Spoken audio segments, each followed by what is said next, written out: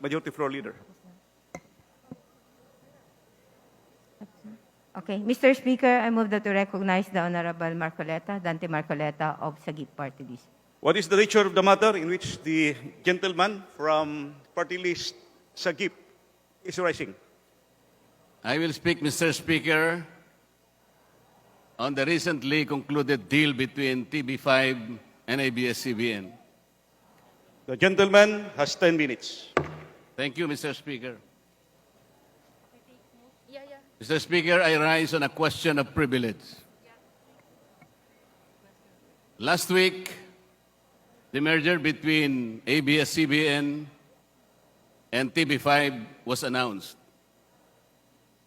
I think it was met by public skepticism based on the initial requests of TV stations and radio stations requiring comments from this representation. Mr. Speaker, to be honest, I think the merger left a bad taste in the mouth. It leaves much to be desired. It is public knowledge, Mr. Speaker, that 2 years ago, on the application for renewal of AbsCbn's franchise, this Congress, or the 17th Congress to be more particular, denied the application for renewal because the 17th Congress was able to establish several violations that justified the denial of that franchise.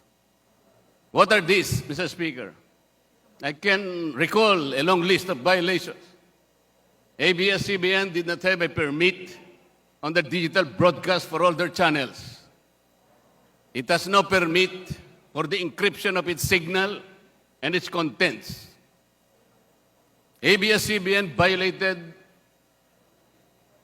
the cease and desist order issued by the National Telecommunications Commission.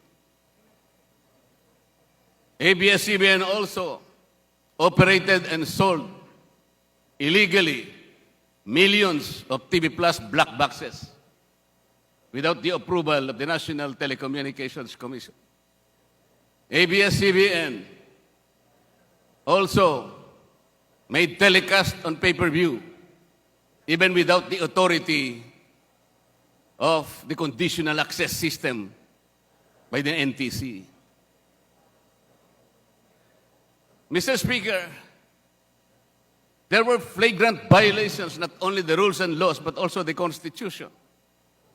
I think even the Constitution was desecrated by AbsCbn by violating the exclusive Filipino ownership and management of mass media by the issuance of what we call the Philippine Depositary Receipts. And as I speak today, Mr. Speaker, several employees of AbsCbn who were terminated illegally by that network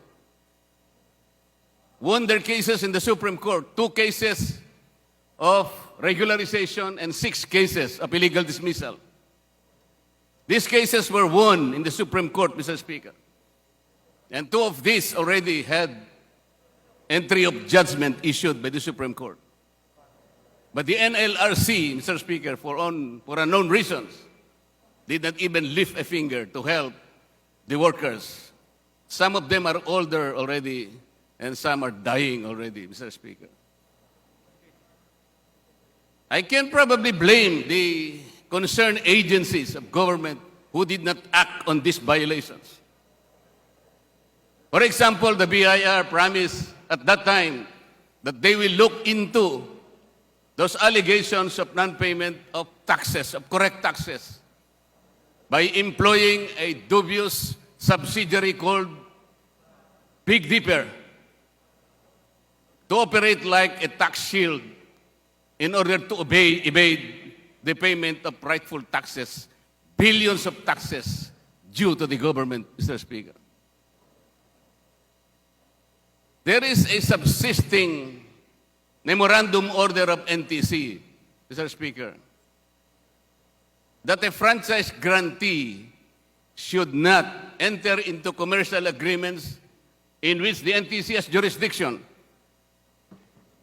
with those companies or parties that have obligations to the national government or the national government.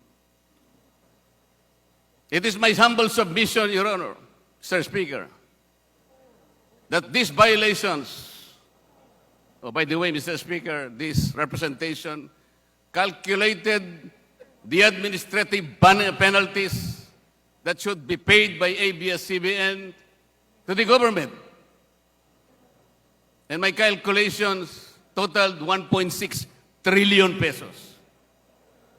If this can be considered as obligations to the national government, then the NTC order, again, should be applied.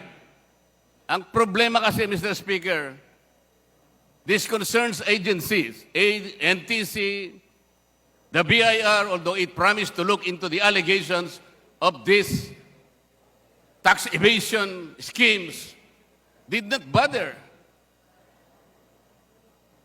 They lacked the vigilance.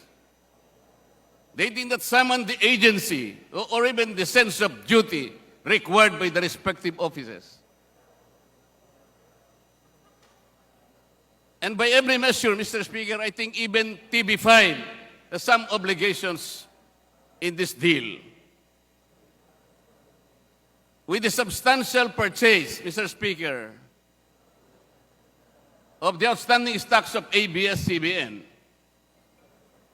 I believe Section 10 of the franchise of TV5 was violated because the rights and obligations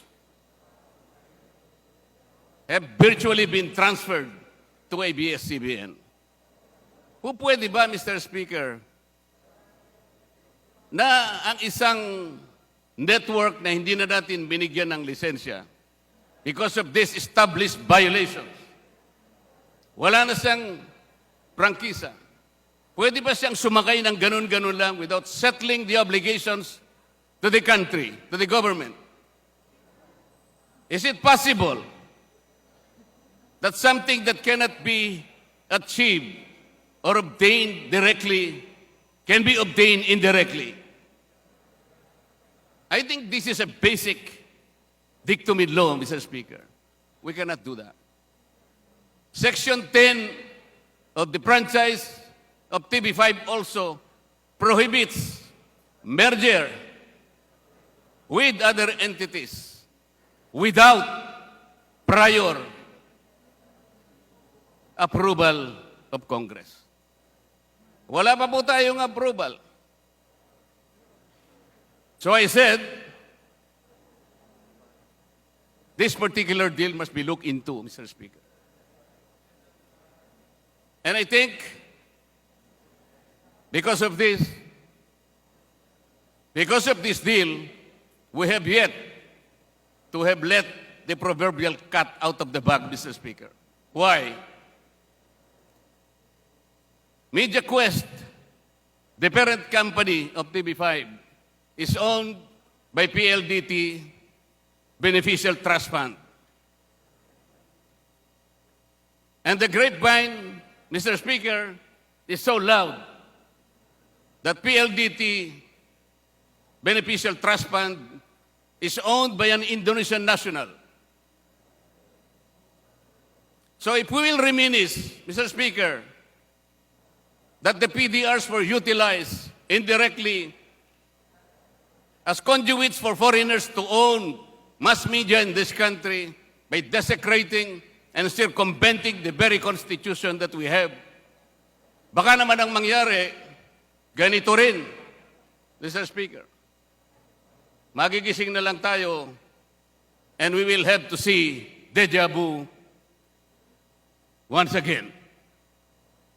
Mr. Speaker, somebody said that the only thing necessary for evil to triumph is for good men to do nothing. I humbly seek the good men of this chamber, Mr. Speaker, to unite and rally behind a good cause and do something. Maraming salamat po, Mr. Speaker. The Honorable Majority Floor Leader. Mr. Speaker, I move that the speech of the Honorable Dante Marcoleta be referred to the Committee on Rules for its appropriate action. Is there any objection? Chair hears none. The motion is approved.